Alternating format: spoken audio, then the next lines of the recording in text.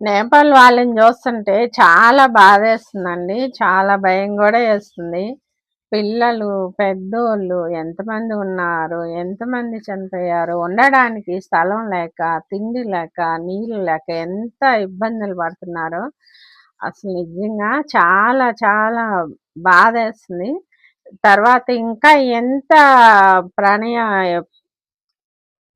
ప్రళయాలు, ఇంకా ఎంత విపత్తులొస్తాయో గూడా అర్థం గావట్లేదు. మొత్తం భూమి అంతమయ్యే రోజులు దగ్గరకొచ్చాయేమో అనిపిస్తుంది. పాపాలు ఎక్కువైపోయాయండి. మరీ విపరీతం అయిపోయారు మనుషులు గూడా. దేవుడు ఓర్వలేకపోతున్నాడు. భూదేవి గూడా మోయలేకపోతుంది పాపాల్ని. ఎంతసేపు ఒక నాశనం, వాళ్ళని చంపాలి, వీళ్ళని చంపాలి, వాళ్ళు అయిపోవాలి, వీళ్ళు అయిపోవాలి.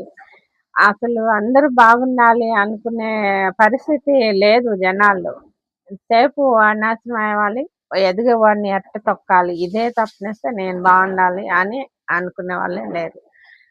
పక్కనోడు బావాలి దేవుడా, పక్కనోడు బావాలి దేవుడా అంటే వాడి కోరిక తీర్చే ఈడి కోరిక తీరుస్తున్నాడు, అందరినీ పంపిస్తున్నాడు. కులాలని, గోత్రాలని, నీది నాది అంతా నాది. దేవుడా, ఎలా కొట్టుకొని పోతుంది అందరు కళ్ళ ముందు చూస్తున్నాం. అట్లాగే వెళ్ళిపోతున్నారు. ఎంత బాధేస్తుందో. వాళ్ళ కోసం అయితే మనందరం దేవుడిని వేడుకున్నాము.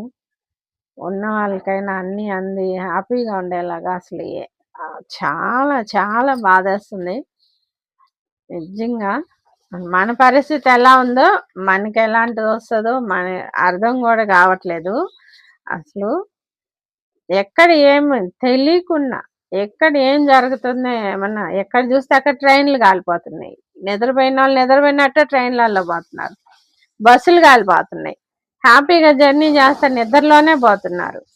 ఎక్కడ ఏ భూకంపం వస్తుందో, ఏ ప్రళయం వస్తుందో అర్థం కావట్లేదు. పాపాలు ఎక్కువైపోయాయండి. నేను బాగుండాలి, మేము అందరం బాగుండాలని దేవుణ్ణి ప్రార్థించే రోజులు లేవు ఇప్పుడు. వాడు ఎదిగేస్తున్నాడు, పక్కన వాళ్ళు వీళ్ళు ఎదిగేస్తున్నారు, వాళ్ళు ఎలా పడిపోవాలి. మనం ఎదగాలని దేవుణ్ణి కోరుకోవడంలో తప్పులేదండి. మనతో పాటు ఇంకా కొంతమందిని తీసుకొని వస్తే బాగుంటుంది. పక్కన వాళ్ళు బాగుండాలని ఎప్పుడైనా కోరుకోవాలండి.